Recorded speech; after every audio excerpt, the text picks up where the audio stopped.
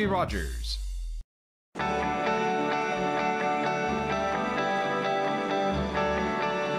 Vous regardez TV Rogers, Ottawa.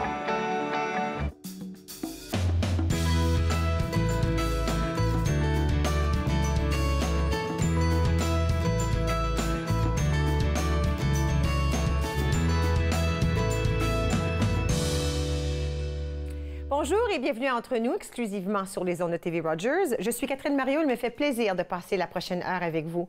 Bon, à mettre à votre agenda dès maintenant, du 27 au 29 octobre cette semaine, les éditions Interligne participent au Salon du livre de l'Est ontarien, donc SLEO, à l'école secondaire L'Escale, située au 1535 Avenue du Parc, à Rockland.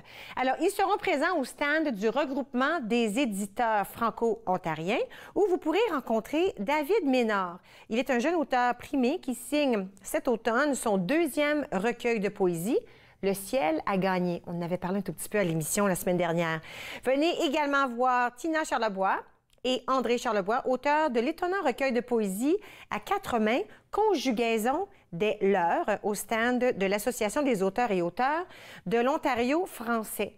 Alors, vendredi, le 27 octobre à 20h, c'est une soirée lecture de poésie avec, entre autres, Daniel Groslo-Landry, André Charlebois et Tina Charlebois, tandis que samedi, le 28 octobre à 15h, il y a une table ronde avec André Charlebois et Tina Charlebois à propos de leur recueil Conjugaison de des leurs, et il y aura une lecture des extraits. Alors, tout ça se déroule du 27 au 29 octobre à Rockland.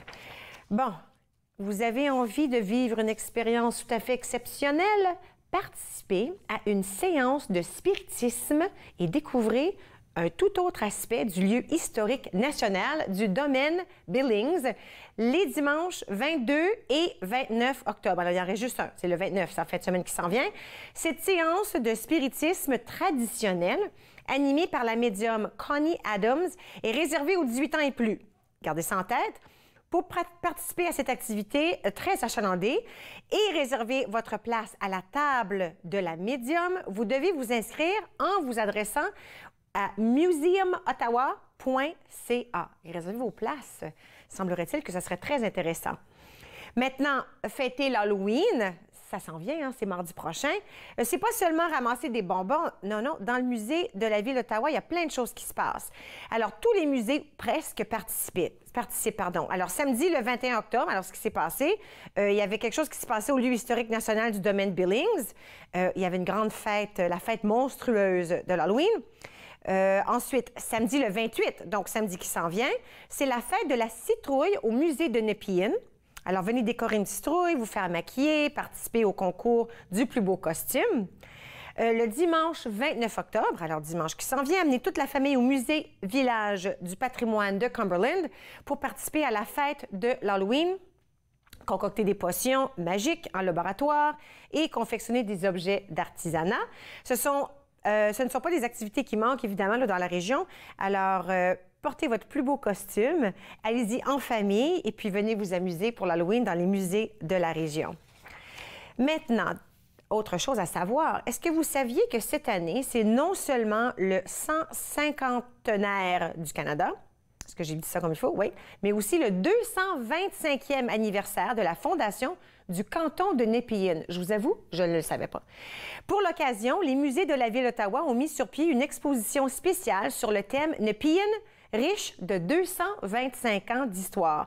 Cette exposition, qui raconte l'histoire des frontières, des industries et de la société changeante de Nepean, de son début jusqu'à la Confédération, est aujourd'hui présentée à la succursale Centrepoint de la Bibliothèque publique d'Ottawa à Nepean. Alors, on vous invite à visiter la prochaine fois que vous serez en bibliothèque, à vous instruire par rapport au canton de Nepean. Maintenant, parlons un tout petit peu d'aujourd'hui.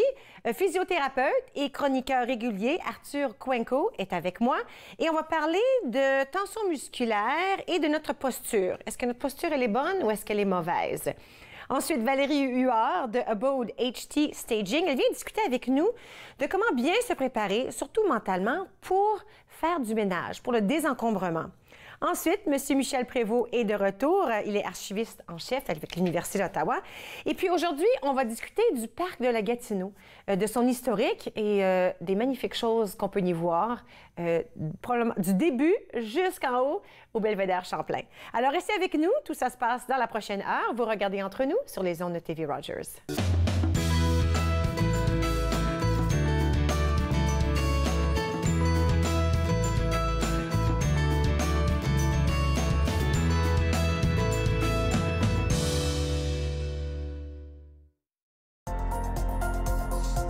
L'émission suivante vous est présentée par la télétransportée Rogers.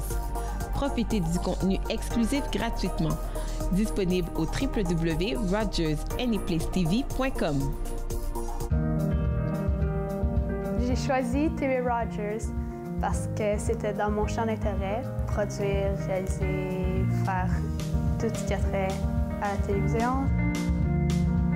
Voir comment que ça se passait en arrière de l'écran, les caméras, le montage. Tu le sais pas quand tu commences à regarder la télé puis tu te dis, il y a quelqu'un qui pèse sur un bouton qui fait « Hey ».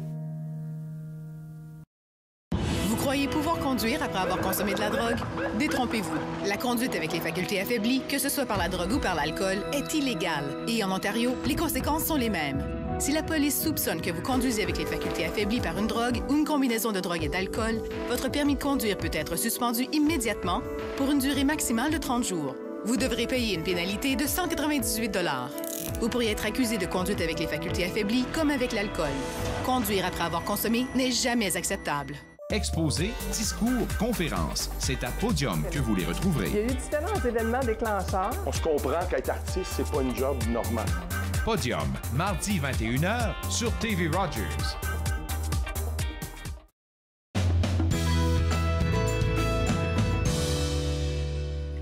Vous êtes de retour Entre nous sur les ondes de TV Rogers. Avec moi, Arthur Cuenco, physiothérapeute. Merci. Bonjour. Bonjour. Aujourd'hui, on parle de tension musculaire et la compression des nerfs. Oui.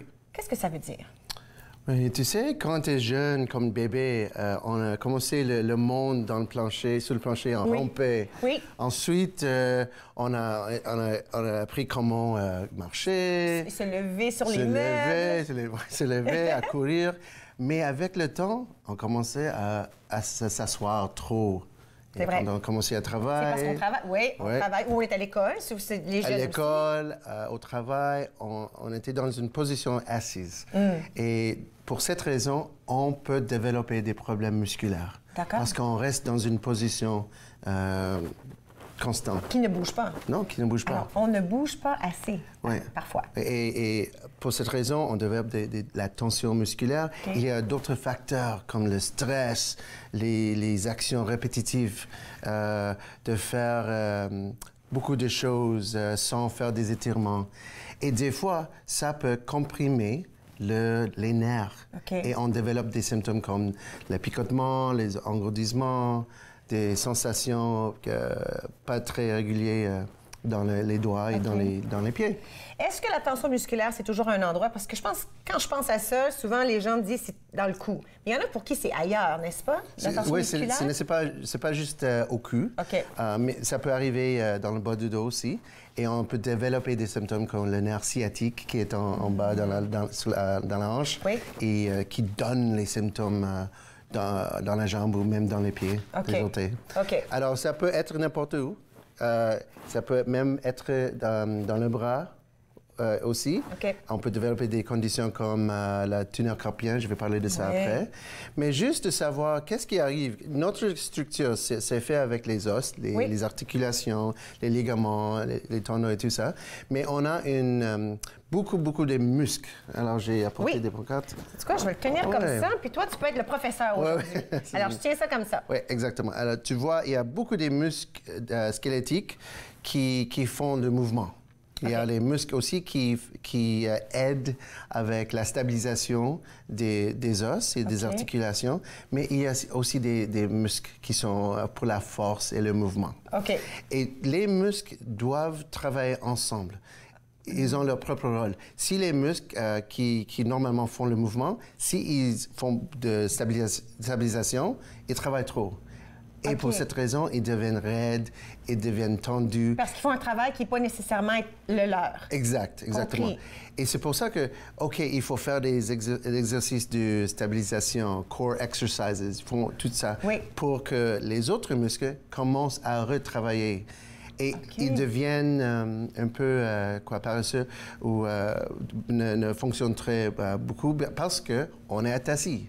OK. On reste ils deviennent faibles. On reste dans une position assis, pas mobile. Et pour cette raison, les autres muscles travaillent trop fort. Trop fort. OK, c'est intéressant. Et parce que ces muscles travaillent trop fort, les nerfs qui se traversent entre ces muscles peuvent être comprimés. Et cette compression qui cause les symptômes dans les nerfs ou dans les doigts et tout ça. Wow. Et alors, j'ai apporté ça. OK. Et ça, c'est un exemple de comment fonctionnent tous les nerfs.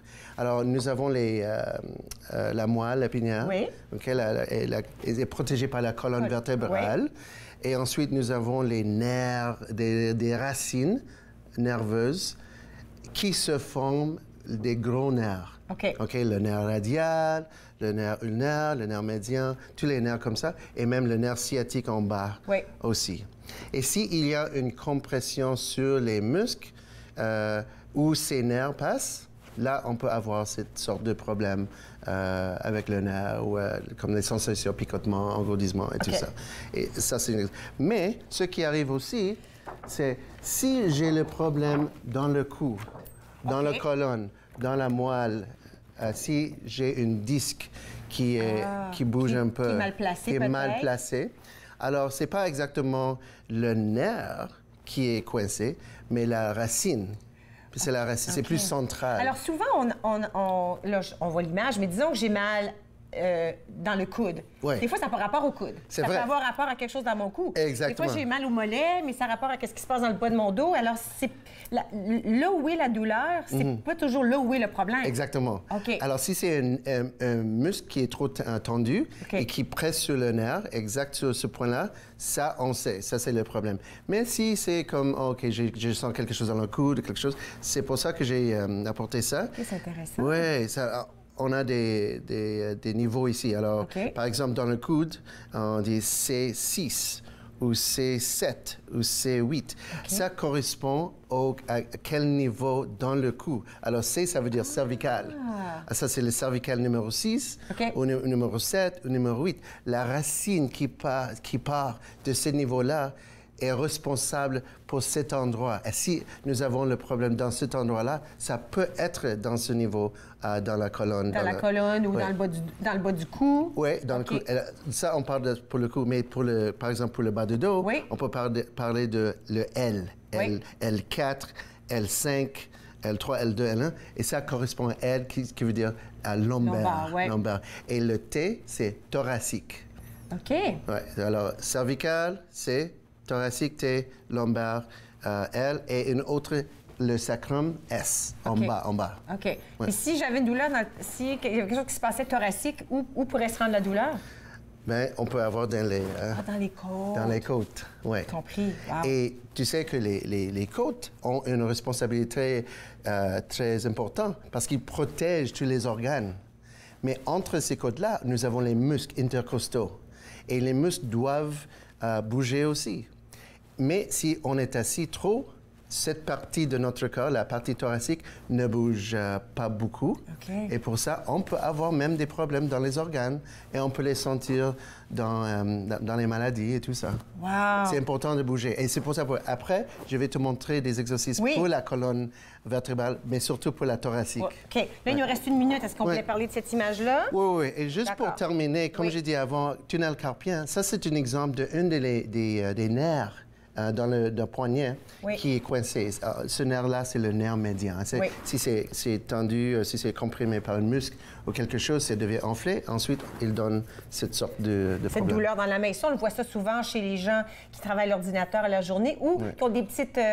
le monsieur qui fait mes ongles. Oui. Il a eu ce dilemme-là Il parce fait qu'il ça fait toujours, c'est constant répétitif. qu'est-ce qu'il fait. Alors, tu sais, sa main, alors ça donne cette douleur. Mais il y en a qui commencent à la voir par rapport à leur téléphone cellulaire. Oui, Hein? avec le pouce aussi. Avec le pouce, Ouais. j'imagine qu'on voit ça. OK, je te garde avec moi. Ouais. Après la pause, on peut finir avec ceci et il faut que j'enlève mes bottes parce que je vais peut-être faire des exercices. Oui. Restez avec nous, on va regarder entre nous sur les ondes de TV Rogers.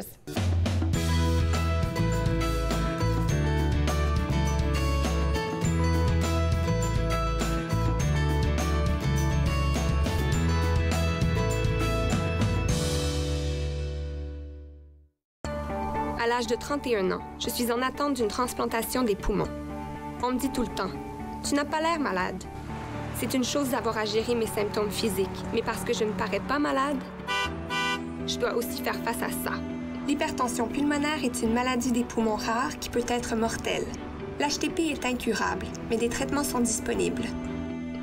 Parlez à votre médecin de l'HTP si vous ressentez ces symptômes inexpliqués. Ça pourrait vous sauver la vie. C'est un verre orangé, un toit rouillé, plus orangé. Bon. Le peintre des 4 saisons, samedi 13h30 sur TV Rogers.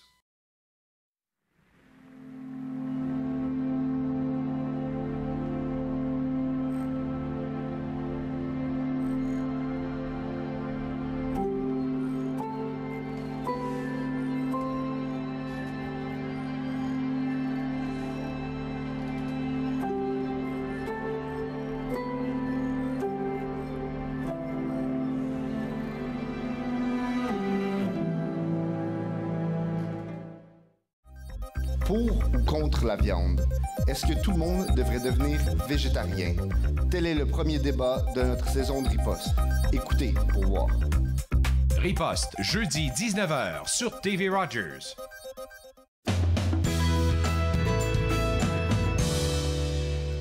Vous êtes de retour entre nous sur les ondes de TV Rogers. Moi, j'apprends plein de choses durant la pause parce qu'on parlait justement du manicuriste qui fait mes doigts. Oui. Et puis, il y avait une main qui était très, très douloureuse. Alors, il a fait de la chirurgie. Oui. Puis, il dit ça ne va pas aider pantoute la chirurgie. OK. Puis là, ben, je regarde, tu sais, parce que c'est répétitif, là, son travail. Puis là, bon, les deux mains font mal. Bon, tout ça, il a dit ça n'a pas fonctionné. Je ne sais pas la deuxième main. Mais là, je regarde ton image. Puis, je dis, OK, si on regarde l'image, je mets ça devant tout le monde, la main, c'est connecté au C6. Oui. Alors, peut-être que je devrais lui dire de faire vérifier C6, son coup. Exactement.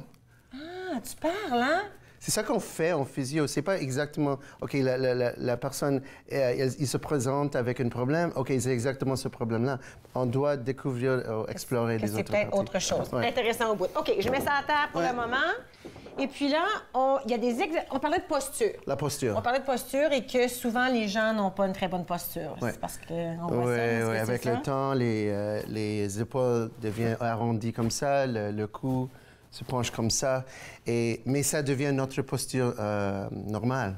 Alors, on s'en rend pas compte. Non. On s'accommode, oui. On s'accommode. Et alors, d'éduquer les personnes à faire des exercices, c'est important. Mais si on peut avoir quelque sorte de feedback pour eux, ça sera mieux qu'ils savent quoi faire comme exercice. OK. Alors, j'ai apporté ce bâton. Je veux que tu fasses un exercice de t'asseoir, ensuite de te mettre debout. OK. Alors, tu vas t'asseoir, oui. OK, on va essayer de faire ça. Oui. Et là, je vais peut-être apprendre que j'ai une horrible posture aujourd'hui. OK. Pour commencer, mets-toi debout. Debout, OK. Ouais. Excusez. OK. Tout le monde a des différentes façons de se mettre debout. Ah! Oui. OK. Assis-toi encore. OK. Mais si on met ce bâton comme ça, tu vas tenir en arrière comme ça, oui. Ah, un comme ça, puis un comme ça. OK, là. Maintenant, le bâton, ça touche ta colonne, ça touche ici, en bas, et aussi, ça touche la tête. D'accord. Et maintenant, essaie de mettre debout. De me lever? Oui. Comme ça. Oups, c'est plus difficile, hein? Pourquoi c'est plus difficile?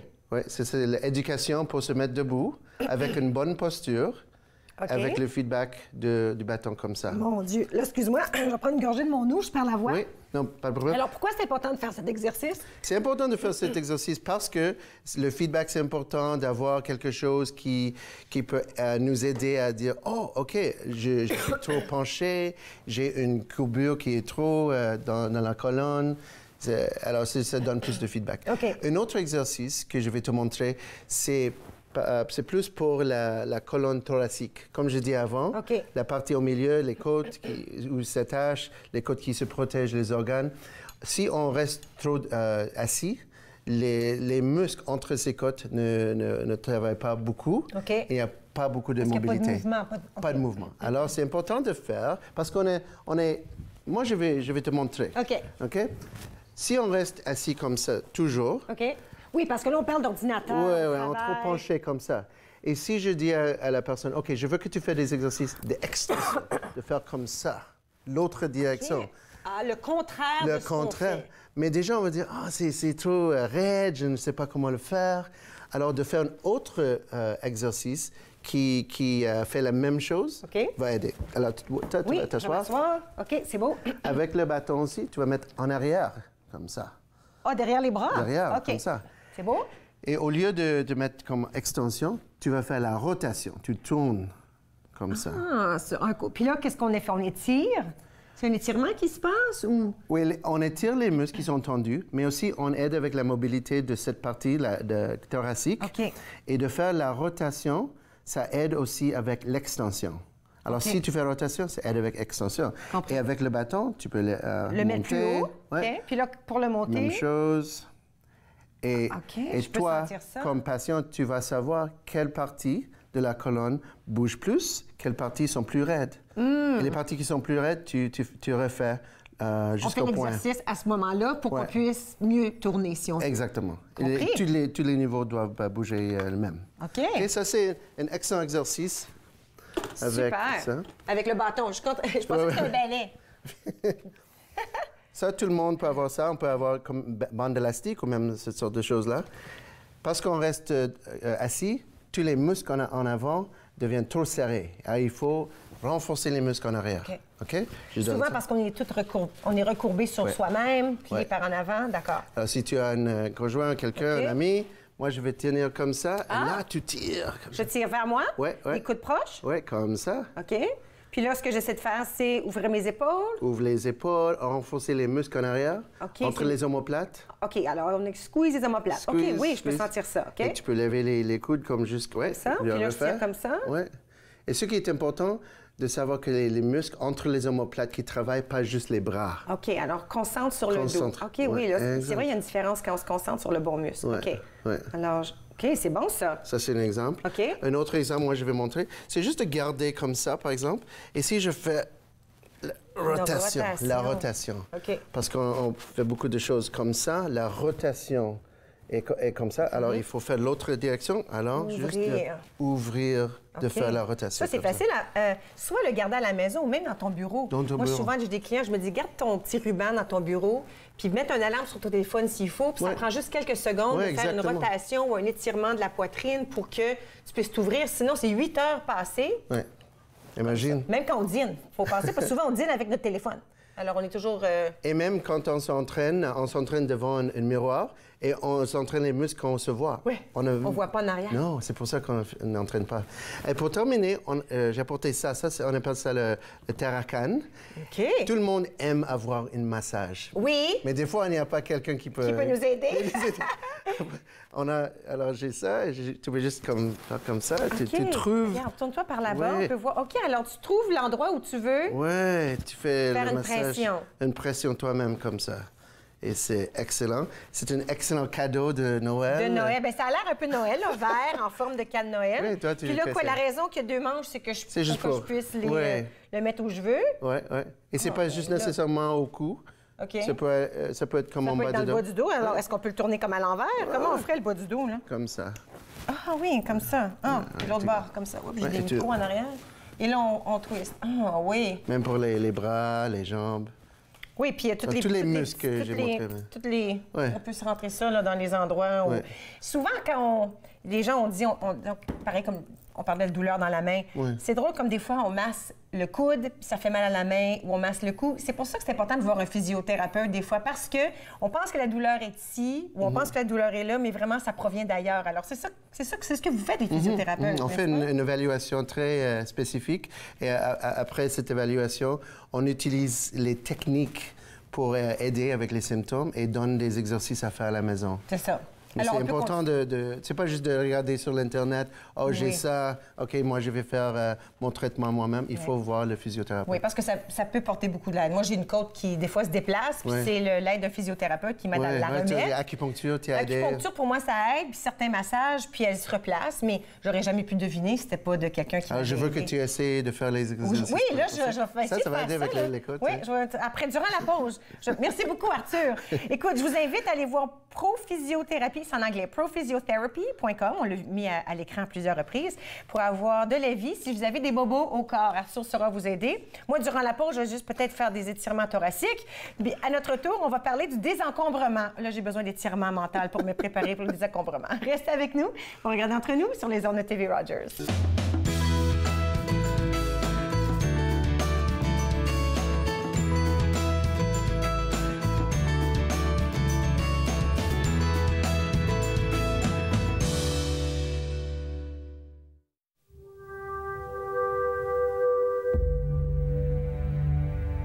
Émilie Carr, peintre, s'approche du souffle puissant qui va embraser sa vie. Comme ils protègent jalousement leurs secrets, humbles, implorant devant les grands arbres, guettant la permission de l'esprit pour venir à ma rencontre. Rien ne dort plus, tout se met à vivre. Enfin, j'ai su qu'il me fallait voir à travers l'œil même du totem, l'œil mythique de la forêt. Avant sa mort en 1945, Émilie Carr n'a pratiquement pas vécu de ses œuvres, bien qu'elle fût un peintre canadien de tout premier plan. Ceci est mon pays. Tout ce que je veux exprimer est ici. Amen. Si vous aimez rire, vous amuser, partir à l'aventure à la ferme et chanter, je vous invite chez moi, à la ferme de Jojo! À la ferme de Jojo, 2 épisodes de chaque jour dès 8h sur TV Rogers. Dans la prochaine émission, je rencontre Blaise Ndala qui nous parle de sa fascination pour les médias sociaux et de leur place dans la société ainsi que de l'unique usage qu'il en fait. Suivez-moi, jeudi 20h sur TV Rogers.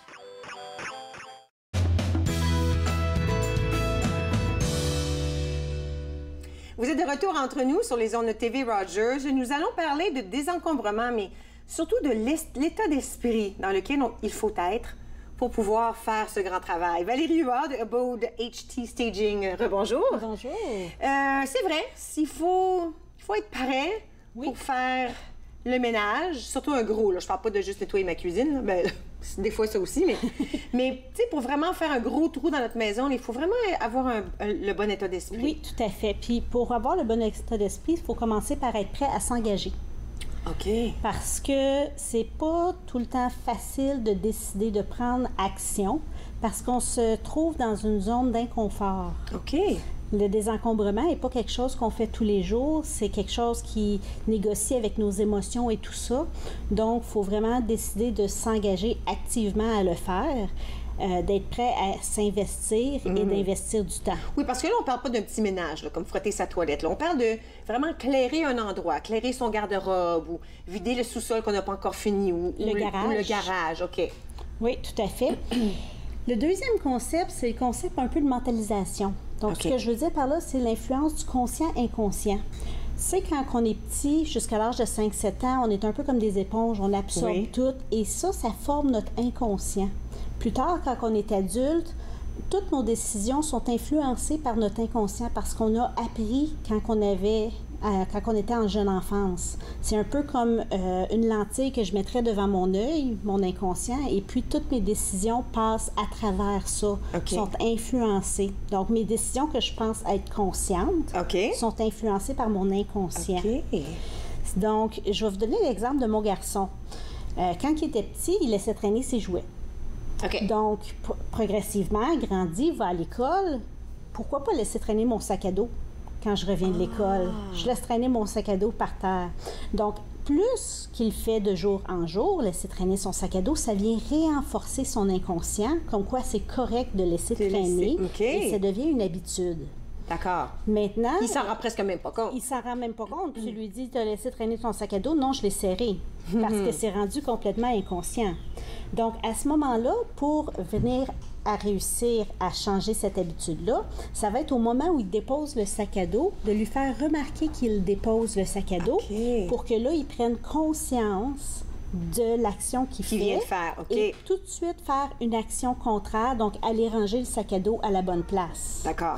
Ça prend 30 à 90 répétitions pour être capable de défaire ce que l'inconscient a bâti. OK. Donc, alors, à tous les jours. Répéter, oui. 30 à 90 fois. Donc, c'est pas 5 fois, c'est pas 10 fois, c'est beaucoup plus que ça. OK. Mais c'est... Mais le résultat ultime est que... On est capable de ranger. Et on peut utiliser cette répétition-là pour toutes sortes de préparations au désencombrement, se dire qu'on est capable de avoir un garde-robe en ordre. Et se répéter, j'ai un garde-robe en ordre, par exemple, plusieurs fois, va faire que quand on va arriver à la journée à faire notre garde-robe, ça va être plus facile de faire notre garde-robe. Oui. Donc, on appelle ça un peu comme faire les mantras ou des affirmations positives. Compris. OK. La troisième chose, il faut être prêt à avoir de l'aide.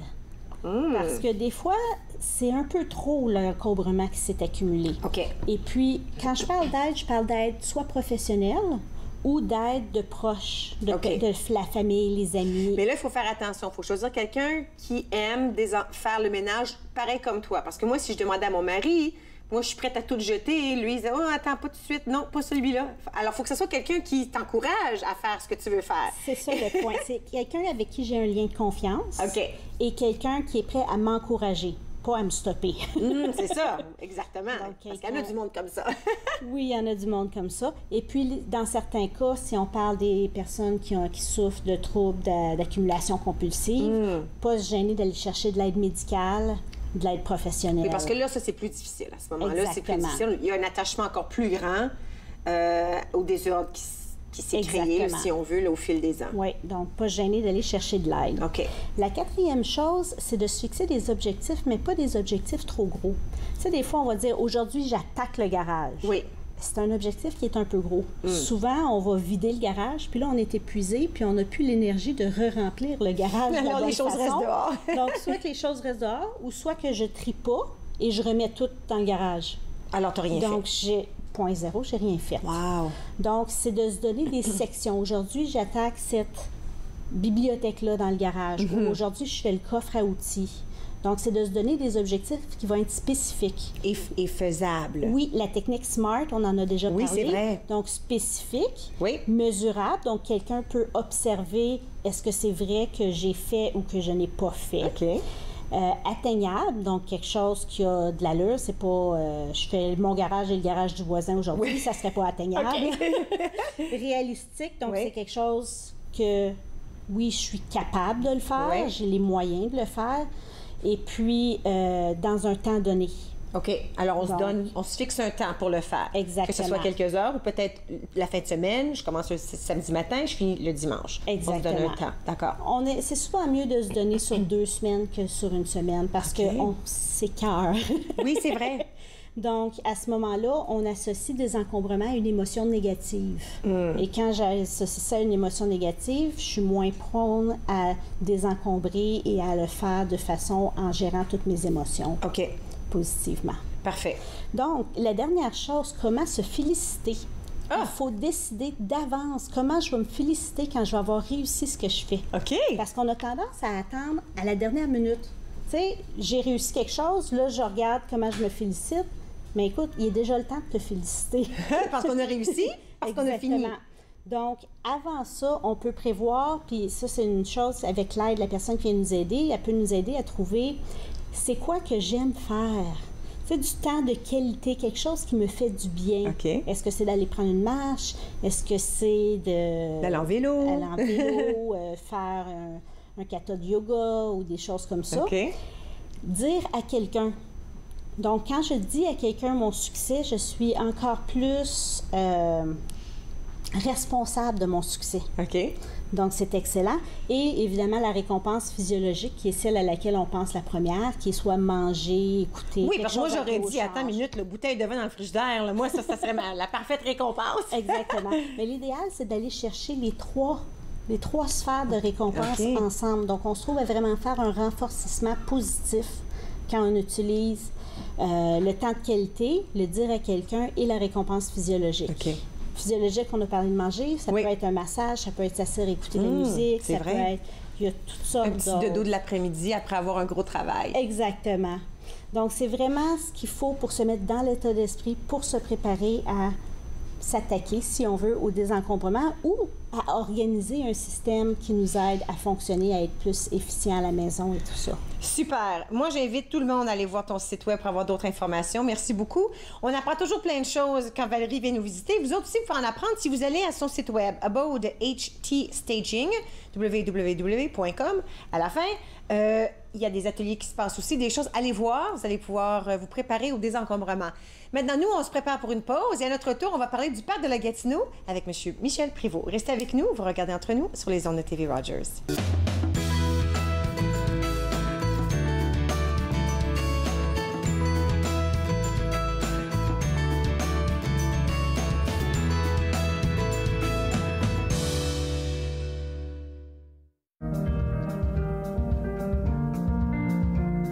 Bonjour, je m'appelle Michael. Mon spécialité, c'est faire la caméra.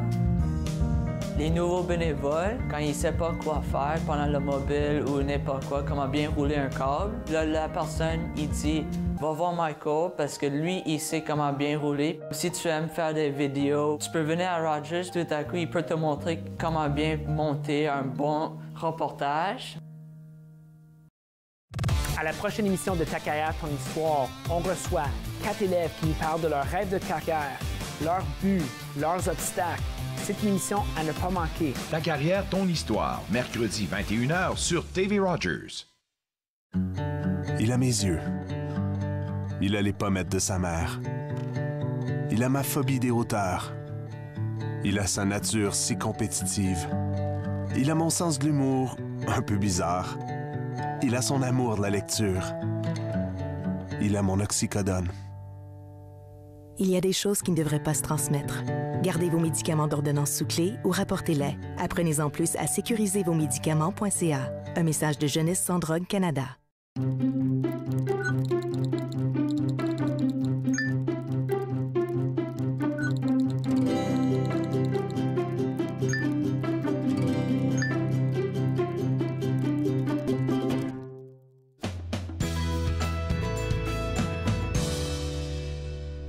Vous êtes de retour entre nous sur les ondes de TV Rogers. Avec moi présentement, M. Michel Prévost, archiviste en chef, Université d'Ottawa. Rebonjour. Bonjour. C'est toujours une histoire, c'est toujours un cours d'histoire quand vous venez nous visiter parce qu'on apprend plein de choses. Vous êtes comme un petit dictionnaire, une petite encyclopédie, là, j'adore ça. Aujourd'hui, on s'attarde au magnifique parc de la Gatineau. Ah, c'est un joyau. Que serait la région sans le parc de la Gatineau? Puis, bien, aujourd'hui, le parc fait l'actualité parce qu'on vient de créer un comité consultatif pour le nouveau plan directeur du parc de la Gatineau. Mais la Commission de la capitale nationale, qui est responsable du parc, a toujours une vision. Alors, elle consulte actuellement la population pour savoir, par exemple, comment vous voyez le parc en 2067. Là. Ça paraît loin, mais c'est dans 50 ans. Mais on ne va pas juste regarder 50 ans, là, mais comment les gens voient le parc.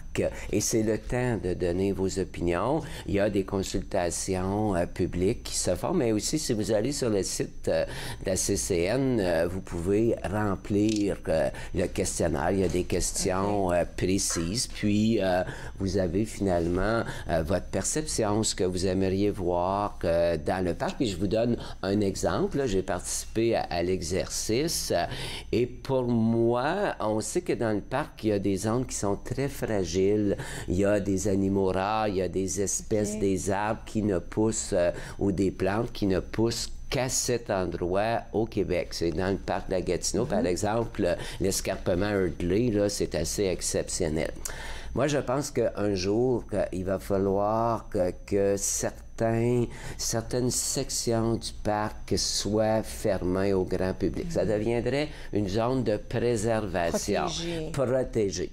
Je sais qu'il y a des gens qui vont être tout à fait en désaccord, mais d'autres vont être en accord parce que, il ne faut pas se le cacher, la population de la région s'accroît. Il y a de plus en plus de touristes. Je ne sais pas, Catherine, si vous savez combien de gens, combien de personnes par année fréquentent le parc de la Gatineau?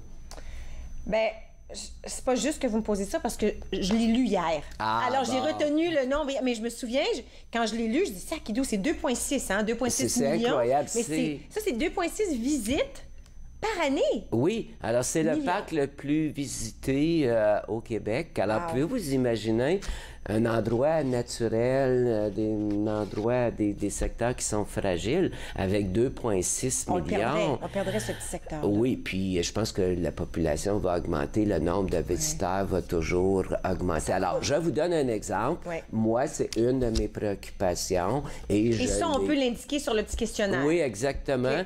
Puis, ça fait longtemps que je participe aux consultations de la CCN, puis je dois vous dire que c'est toujours bien organisé. Puis c'est pas vrai de dire qu'est-ce que ça donne de participer ou qu'est-ce que ça donne de remplir ça, on va jeter ça aux poubelles. C'est tout à fait faux. C'est analysé et je pense que ça vaut vraiment la peine de participer. Je sais que se déplacer, là, c'est plus difficile. Allez sur le site web, donnez vos commentaires, ça vaut la peine de le faire. Il faut le protéger, ce parc-là. Moi, j'adore ce parc. Oui, j'ai même appris que vous montiez en vélo jusqu'au belvédère Champlain. Ben bravo. Moi, je le faisais quand j'étais plus jeune. Aujourd'hui, je serais incapable de le faire. Alors, continuez. Mais écoute, il y a une grande quantité de cyclistes qui... Il y en a, moi, je monte une fois, puis je descends, j'ai fini. Mais il y en a qui font encore, ils remontent et descendent encore parce qu'ils s'entraînent là, parce que... c'est une grande colline. Mais d'à côté, je peux voir des gens qui font des randonnées.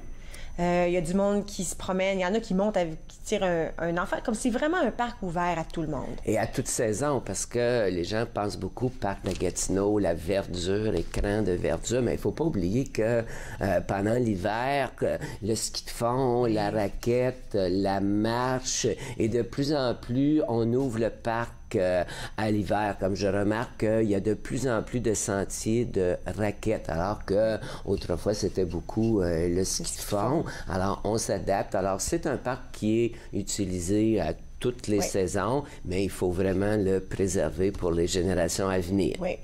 Mais pourquoi ne pas parler un tout petit peu de son historique, de ce parc-là? Est-ce qu'on sait à quel moment c'est devenu le parc de la Gatineau? Quand est-ce que c'est devenu, là? Oui, tout ça, c'est très bien documenté. Je vais essayer de ne pas vous inonder de dates, là, mais les grandes périodes... Bien, au départ, il faut savoir que tous ces espaces-là, bien, c'était pendant des millénaires occupés... par les Autochtones. Puis au début du 19e siècle, on va commencer à voir la colonisation. Là, par exemple, il y a des Irlandais, M. Asa Meach, qui va s'installer dans les collines de la Gatineau. Et finalement, ce n'est qu'en 1903 que la première fois, on parle de créer un parc. Okay. Ici, on avait un grand architecte paysagiste, là, M. Frédéric Todd. Il est le premier à dire on devrait établir un parc naturel au nord de Hull. Mais c'était trop tôt parce qu'en 1899, quand Sir Wilfrid Laurier, qui est le premier ministre de l'époque, crée l'ancêtre de la Commission de la capitale d'aujourd'hui, ça s'appelait la Commission d'embellissement d'Ottawa. On n'avait pas encore l'idée de région de la capitale nationale. Alors, c'est pour ça que même 10 ans plus tard, il va y avoir le rapport Todd aussi qui recommande la création du parc de Gatineau, mais c'est encore trop tôt. C'est en 1927 qu'on va créer la commission du district fédéral. Alors là, on commence à avoir une idée plus de région de la capitale. Mais là arrive la grande crise économique. Alors, le gouvernement n'a pas d'argent pour acheter les terres, mais d'un autre côté, ça va accéléré la décision de prendre un parc, de créer un parc. Puis, on va revenir tantôt beaucoup sur le domaine Mackenzie King, mais je vais vous lire une citation du premier ministre de l'époque, Mackenzie King, qui est très inquiet de l'avenir de la nature là, dans ce qui est le parc de la Gatineau aujourd'hui. Alors, il dit « Des coteaux complets ont été entièrement dépouillés de leurs arbres. On y a laissé des zones dévastées qui ne sont rien d'autre qu'un amas stérile de pierres et de sols érodés. Ruisseaux et sources se dessèchent et la faune qui peuple les forêts et les eaux est en train de disparaître. » Alors, on imagine... Oui, mais il faut savoir connaître le contexte. C'est la grande crise économique. Alors, les gens vont aller couper le bois pour se chauffer, ou ceux qui ont des terres à bois, ben c'est déjà, la vie est déjà tellement difficile. Alors, on coupe le bois pour le chauffage, mais on est en train de rendre le parc désertique. Alors ça va accentuer. Parce que le père du parc de la Gatineau, on peut dire que c'est le premier ministre Mackenzie King qui va vraiment pousser.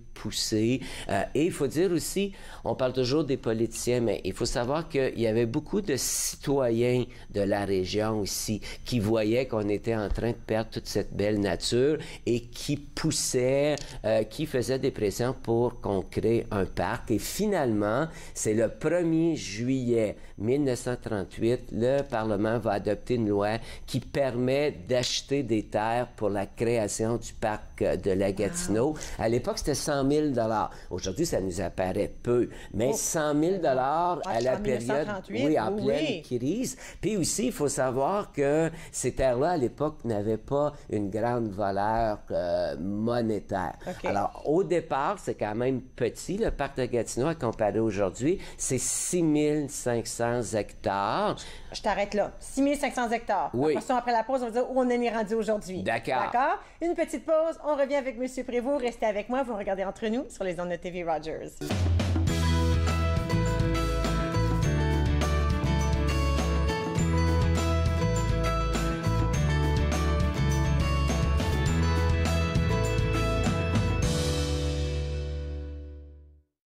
À la prochaine émission de C'est bon cuisiner, je vous enseignerai la quiche lorraine et la différence entre un potage de poireaux et une vichysoise. C'est bon cuisiner, lundi 15h30 sur TV Rogers. Quand je me suis enrôlé en 64, moi, j'ai levé la main droite puis j'ai dit, je vais défendre mon pays. Puis je vais faire tout ce que vous me demandez. Aujourd'hui, on a des jeunes qui partent en Afghanistan, c'est encore pire. Puis les vétérans, ils n'ont rien demandé. Ils n'ont rien demandé en retour. Et puis on parle de supporter les vétérans. La Légion, c'est nos champions, ça. C'est eux autres qui nous supportent. Au cours d'un examen de routine, le pédiatre de notre fille a détecté un souffle au cœur. Nous avons pensé qu'un ECG confirmerait que nous n'avions rien à craindre. Mais nous avons été choqués par un diagnostic d'hypertension pulmonaire. Les samedis matins, c'est fait pour jouer, pas pour les médicaments. L'hypertension pulmonaire est une maladie des poumons rares qui peut être mortelle. L'HTP est incurable, mais des traitements sont disponibles. Parlez à votre médecin de l'HTP si vous ressentez ces symptômes inexpliqués. Ça pourrait vous sauver la vie. Cette semaine, à l'émission Court-Circuit, on rencontre des membres du groupe Règlement 17. Ils nous parlent de création et de collaboration lors de la semaine Trior. Soyez-y.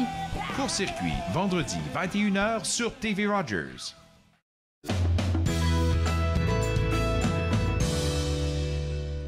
Vous êtes de retour entre nous sur les ondes de TV Rogers. Monsieur Prévost est toujours avec moi. Juste avant la pause, on disait en 1938, 1er juillet, qu'on n'appelait pas le jour du Canada, mais c'était le jour du Dominion. Oui, la fête du Dominion. La fête du Dominion. On avait 6 000 hectares dans le parc de la Gatineau. Oui. Puis aujourd'hui? Aujourd'hui, c'est plus de 88 000, mais l'agrandissement va se faire progressivement. OK. Par exemple, une autre date qu'il faut retenir, c'est 1950. Pour 2 raisons. Bien, c'est le décès de Mackenzie King.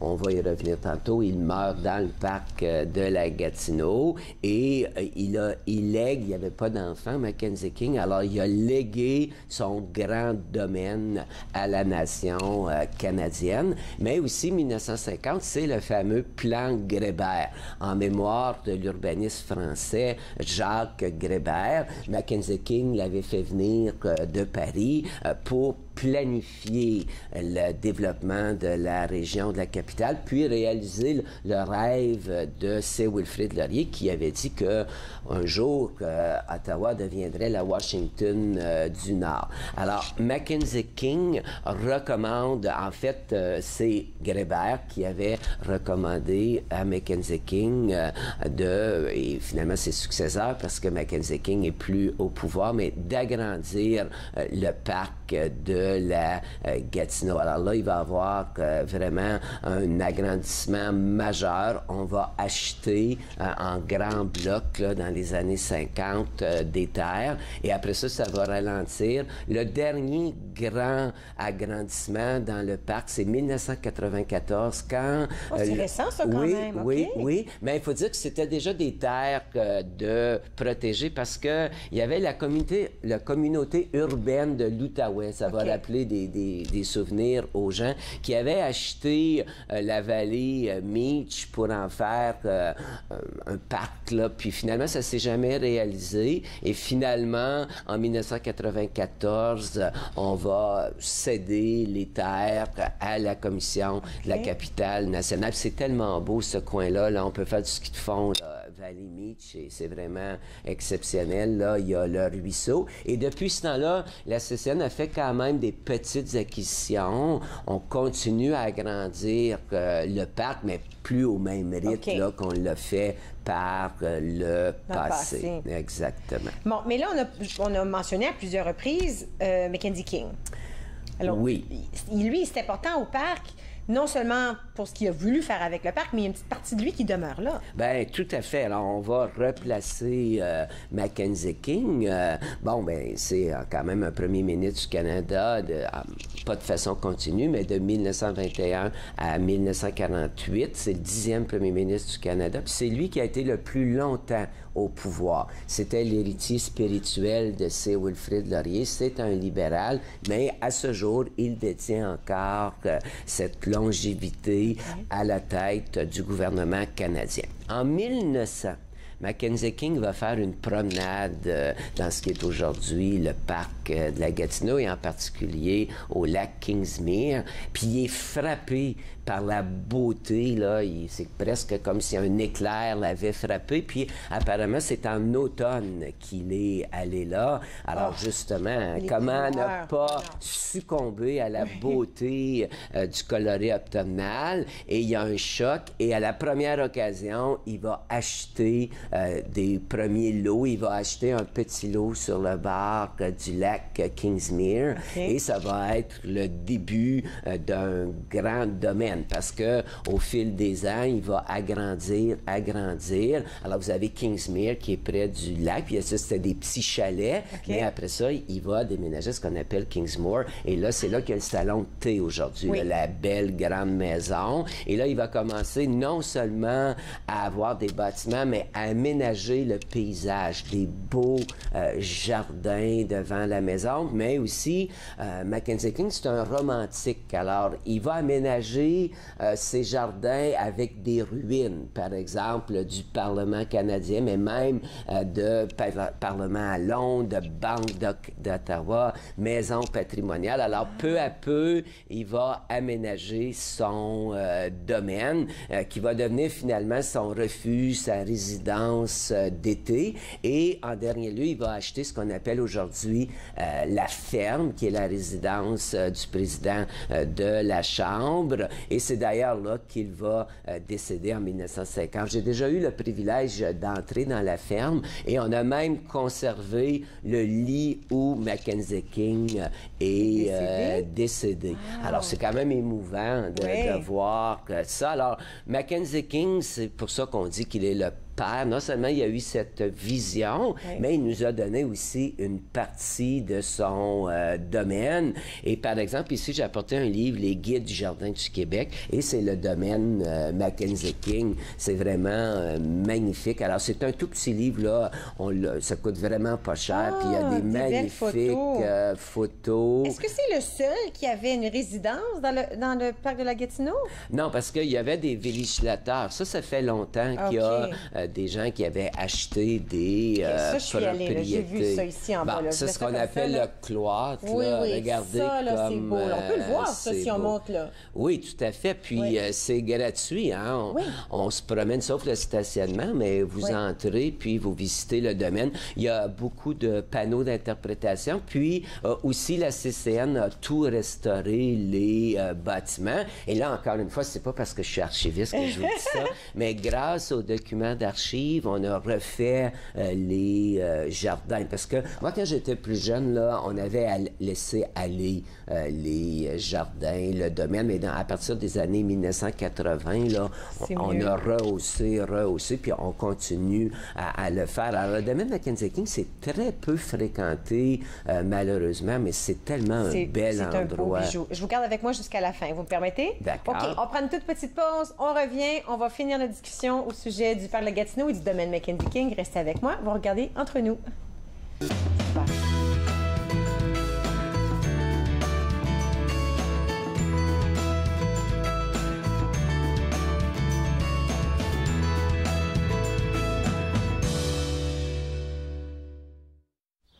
La RCAF voulait un chasseur 2 places Mach 2 de 1000 milles d'autonomie. Les Anglais ont dit que c'était pas possible. Les Yankees ont échoué à 2 reprises en disant qu'on rêvait. Nous, on a dit d'accord, on va le construire ici à Toronto. Et là, vous dites, Méga disent que c'était réalisable et que c'est eux qui avaient raison? Ça, c'est la fusée qui a servi à propulser le prototype à la bonne vitesse. C'est bien monte. Oh, merde! Mais nous l'avons construit selon vos spécifications. Les spécifications ont été changées.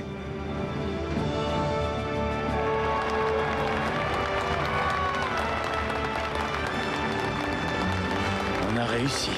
Arrow 201. Autorisation de décoller. On a gagné! Bien que le gouvernement ait annulé le projet et détruit les prototypes, le Havre Arrow demeure pour le Canada une référence internationale dans le domaine de l'aérospatial.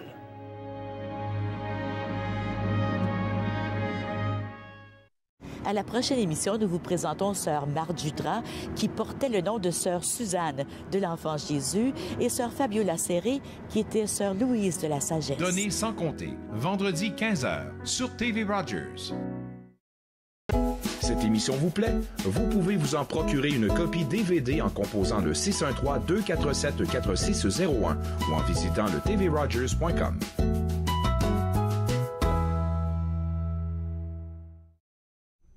Vous êtes de retour entre nous sur les ondes de TV Rogers. Juste avant la pause, on continue la discussion au sujet du parc de la Gatineau. On parlait du domaine Mackenzie King.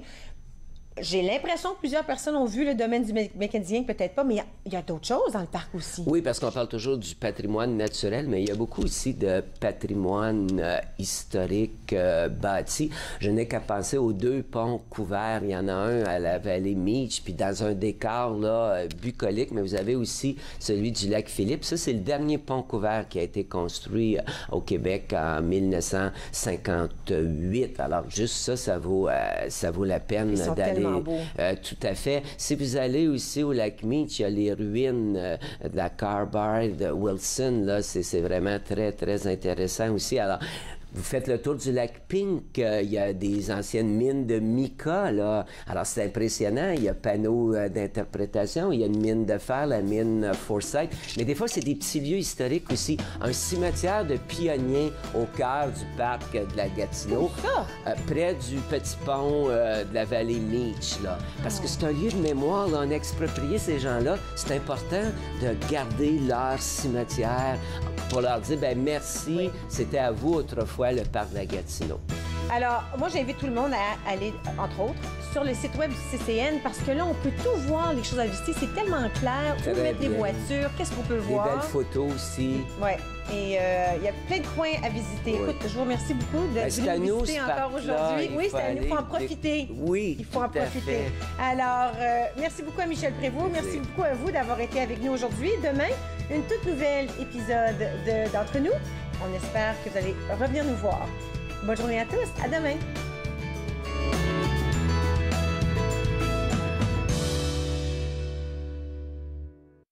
Faites-nous part de vos commentaires en composant le 613-521-2323 par courriel sur Facebook et Twitter.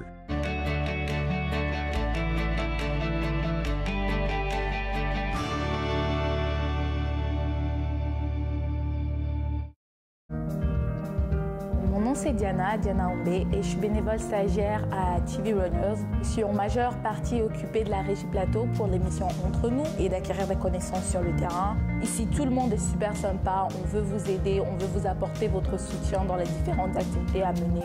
J'ai aussi apprécié le fait que c'est très convivial et qui donne la possibilité aux jeunes de pouvoir exprimer leurs talents et leurs passions. Je pense que Rogers est vraiment le meilleur endroit. Vous croyez pouvoir conduire après avoir consommé de la drogue? Détrompez-vous. La conduite avec les facultés affaiblies, que ce soit par la drogue ou par l'alcool, est illégale. Et en Ontario, les conséquences sont les mêmes.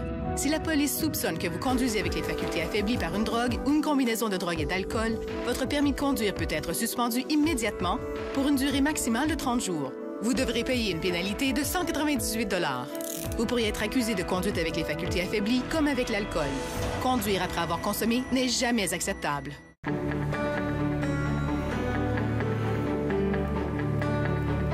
Vous regardez TV Rogers, Ottawa.